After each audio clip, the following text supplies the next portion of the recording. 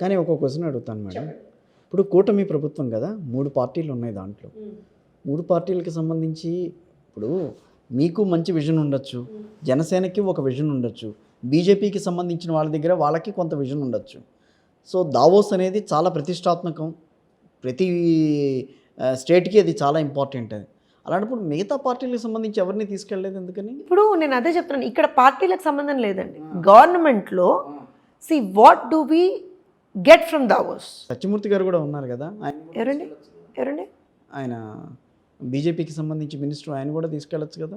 సత్యకుమార్ గారు health minister అంటున్నారు. Right, నేను అదే చెప్తున్నాను దావోస్కి సంబంధించి. సార్ నేను అదే చెప్తున్నాను సార్. ఐ థింక్ మీరు కూడా ఏంటంటే నాకు తెలిసి you are thinking in a very, అంటే నేను విమర్శించట్లేదు, కానీ ఇన్ అ వెరీ నారో మైండెడ్నెస్గా ఆలోచిస్తున్నాను. ఎందుకో చెప్తాను వినండి. ఇప్పుడు ప్రభుత్వం అనేది పార్టీలు కాదండి, ప్రభుత్వం అనేది ప్రభుత్వం. కూటమి ప్రభుత్వంలో 3 పార్టీలు ఉన్నాయి, అంగీకరిస్తాం. కానీ ప్రభుత్వం అనేటువంటిది అందరి సహాయ సహకారాలతో నడిచేది. ముఖ్యమంత్రి వర్యులు, ఉప ముఖ్యమంత్రి వర్యులు, మంత్రివర్గం అందరూ కూర్చొని డిసైడ్ చేసి ఈ ఫలానా దానికి ఇప్పుడు సబ్ కమిటీలు వేసాం, కేబినెట్ కమిటీలు వేసాం. కొన్నిటికి బీజేపీ వాళ్ళు లీడ్ చేస్తున్నారు, కొన్నిటికి జనసేన వాళ్ళు లీడ్ చేస్తున్నారు, కొన్నిటికి టీడీపీ వాళ్ళు అక్కడ మేము టీడీపీ లీడ్ చేస్తుందా, జనసేన లీడ్ చేస్తుందా, ఇంకోళ్ళు లీడ్ చేస్తున్నారా అని ఏమంటారంటే చూడట్లేదు మైక్రో లెవెల్లో. ఒకటి ఏంటంటే as government what are we doing. ఇప్పుడు దావోస్కి వెళ్ళినప్పుడు what is the need of the hour? ఎవరు ఉండాలి అక్కడ? ఖచ్చితంగా ముఖ్యమంత్రి వర్యులు ఉండాలి. బికాజ్ యూజువల్గా ఏమవుతుంది అంటే the CM of the state represents the state in Davos. That's how it has been. దాంతో పాటుగా ఏం చేశాము, ఇండస్ట్రీస్ మినిస్టర్స్ ఉండాలి, ఎందుకంటే that's where you get the investments. And IT sector is the in thing, and దానికి సంబంధించి HRD, అది దానికి సంబంధించి లోకేష్ గారు పెట్టారు. అంతకు మించి ఏముంది, సివిల్ ఏవియేషన్ అనేటువంటిది ద మోస్ట్ ఇవాళ ఉన్నటువంటి పరిస్థితుల్లో ద మోస్ట్ ఇన్ థింగ్. అది ఆయన కేంద్ర మంత్రి, దాంట్లో మనం మాట్లాడడానికి లేదు. ఇంకా నేను ఒకటి చెప్తాను, ఇవాళ రాష్ట్ర ప్రభుత్వం ఒక డెసిషన్ నలుగురు అక్కడికి వెళ్ళాలి అని అంటే అది సమిష్టిగా తీసుకున్నటువంటి నిర్ణయం.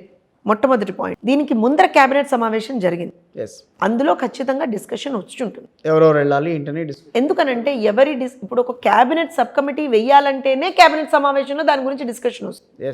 సో ఎవరు ఏం చెయ్యాలి, ఇప్పుడు ప్రతి దాంట్లోనూ అందరూ రాలేరు కదా, ప్రతిదీ జోస్నే చెప్పలేదు కదా, ప్రతిదీ జోస్నే చేయలేదు కదా, డెలిగేట్ చేస్తాం మనం works. So what is the requirement and why are we going for? కట్టే కొట్టే తెచ్చే దీంట్లో మీకు చెప్పాలంటే మనం ఎందుకు వెళ్తున్నాం, మనకు అక్కడి నుంచి ఏం వస్తుంది, దాంట్లో ఎవరు ఉపయోగం ఉంటుంది, అక్కడ ఎవరి పని ఉంటుంది, అక్కడ ఏ మినిస్ట్రీస్ పని ఉంటుందో ఆ మినిస్టర్లను అక్కడ పంపించాం.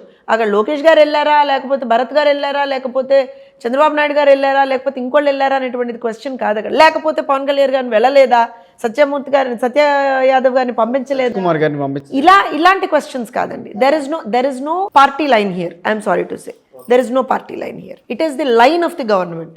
గవర్నమెంట్ పరంగా అక్కడ ఎవరు వెళ్తే ఉపయోగం ఉంటుందో వాళ్ళు మాత్రమే వెళ్ళారు. విశాఖ సదస్సులో దాదాపుగా 13 లక్షల కోట్ల రూపాయల ఎంఓఈలు జరిగినాయి. నూడిల్స్ బండ్లవి వాటివి వీటి. సరే మనం మాట్లాడుకోవడానికి ఏ బళ్ళు అనుకున్నా ఏమనుకున్నా, నేను అన్నదే ఇప్పుడు దాంట్లో గ్రీన్ కో ఎనర్జీ కూడా ఉంది.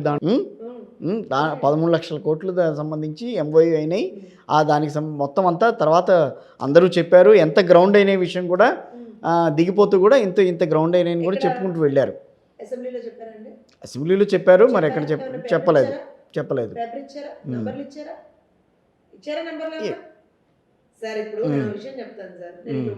కిషోర్ గారు మీరు అన్నారు, జోసన్ గారు మీకు దావోస్ నుంచి ఎంత వచ్చాయని అడిగారు. నేను చెప్పొచ్చుగా,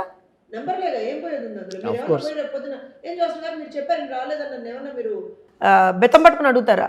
కానీ నేను ప్రాక్టికల్గా చెప్పాను. నేను మీకు ఏమన్నాను, నేను నిజం చెప్పాను. నేను మీకు సరే ఇప్పుడున్న పరిస్థితుల్లో ఇది పరిస్థితి, మేము ఇందుకు first of all there is a reason. First and ఫార్మోస్ట్గా మనం ఆంధ్రప్రదేశ్ని అక్కడ మళ్ళీ పోర్ట్రే చేయాలి. అది ఫస్ట్ థింగ్ మాది. మా ఫస్ట్ గోల్ అది. రెండో గోల్ ఎంత వస్తుంది ఏంటి అనేటువంటిది అధికారికంగా లెక్కలు వచ్చిన తర్వాతే నేను చెప్తానన్నాను. నేను ఒక తెలుగుదేశం పార్టీ ప్రతినిధిగా, పోనీ ప్రభుత్వానికి సంబంధించిన ఒక ప్రతినిధిగానే అనుకోండి, మౌత్ పీస్గా అనుకోండి, ఏముందండి మేము కూడా తెచ్చేసాము 13, 14, 15 అని చెప్పేయచ్చుగా. But that is not it is. ఇప్పుడు మీరు విశాఖ దానికి వస్తే నేను చెప్తున్నాను, నేను ఎవరిని కించపరచనండి. నూడిల్స్ బండ ఇదే నేను ఏదో లైటర్ నోట్లో అనలేదు. నిజానికి కూడా ఆ రోజున వాళ్ళు they have made a మాకరీ of a summit.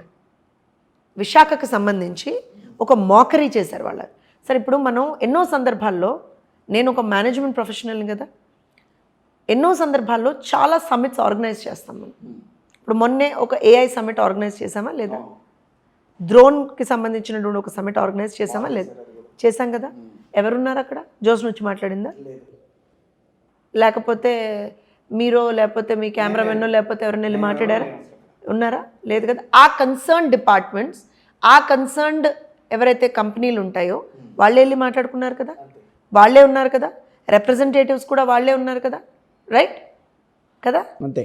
విశాఖలో ఏం జరిగిందండి? ఏ కంపెనీలు వచ్చాయో మీకు తెలియదు. పోనీ మీ దగ్గర ఏమైనా లిస్ట్ ఉంటే ఇవ్వండి. నా దగ్గర అయితే లేదు, ప్రభుత్వంలో కూడా లేదు. ఇంకా మేము వచ్చి ప్రభుత్వంలోకి వచ్చి 6 నెలలు అయిపోయింది, వెతుకుతున్నాం. ఇదేదో 13 లక్షల కోట్లు అన్నారు, MOUలు ఏమన్నా అక్కడ పెట్టారేమో. ఎందుకంటే జీవోలు అంటే రహస్య జీవోలు వాళ్ళవి. పోనీ MOU కూడా ఏమన్నా అదేదో సినిమాల్లో మీకు తెలుసా అండి ఎలా ఉంటుందంటే మాయమైపోతూ ఉంటాడనమాట. సో అలా ఏమన్నా వాళ్ళు ఉన్నప్పుడు ఉండి వాళ్ళు లేకపోయిన తర్వాత మాయమైపోయేటువంటి ఏమన్నా MOUలు చేశారా? ఎక్కడున్నాయి MOUలు? ఎతికాం మేము. నేను మళ్ళీ చెప్తున్నానండి, మాకు కానీ ఈవెన్ చంద్రబాబు నాయుడు గారికి కూడా పర్సనల్గా జగన్ మీద ఏమి ఉండదండి. ఏముంటుంది? నువ్వు రాష్ట్రానికి మంచి చేస్తే, ఇప్పుడు చాలా సందర్భాల్లో కేసీఆర్ మమ్మల్ని తిట్టినా సరే కేసీఆర్ని పొగిడారు చంద్రబాబు నాయుడు గారు. ఈవెన్ వైఎస్ రాజశేఖర రెడ్డి గారిని కూడా ఒకటి 2 సందర్భాల్లో చంద్రబాబు నాయుడు గారు సరే నేను చేసిన పని కంటిన్యూ చేశాడు రాజశేఖర రెడ్డి అన్నారు.